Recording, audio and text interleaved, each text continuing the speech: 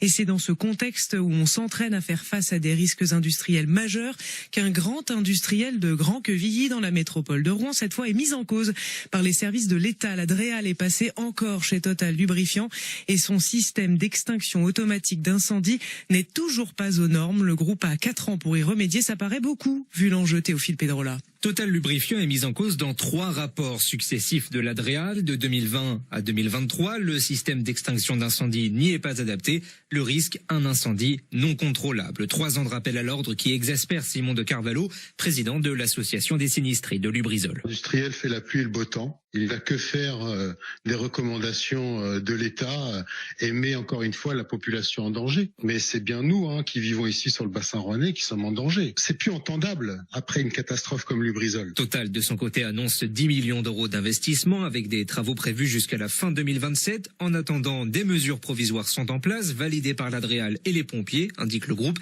Pas de quoi réjouir Christophe Olville, secrétaire de l'Union des victimes de Lubrizol. Il va falloir croiser les doigts pendant 4 ans, quoi. Mais en même temps, est-ce qu'il fallait que la DREAL passe pour se rendre compte de ça? Ils savent très bien qu'il y a un problème. Ils ne devraient pas attendre que ce soit la préfecture qui les mette en demeure de faire un plan d'action. Ils devraient venir d'eux-mêmes, si c'était vraiment des gens vertueux. En plus, clairement, là, on parle de Total. C'est un bon exemple. C'est pas une question de financement. Je pense que du côté Total, il y a moyen de faire des travaux. Total rappelle aussi que son système actuel reste conforme à son autorisation d'exploitation qui date d'il y a 14 ans. Et les élus de la métropole de Rouen ont écrit à Total Lubrifiant cette semaine pour lui demander de mettre son usine en conformité le plus rapidement possible.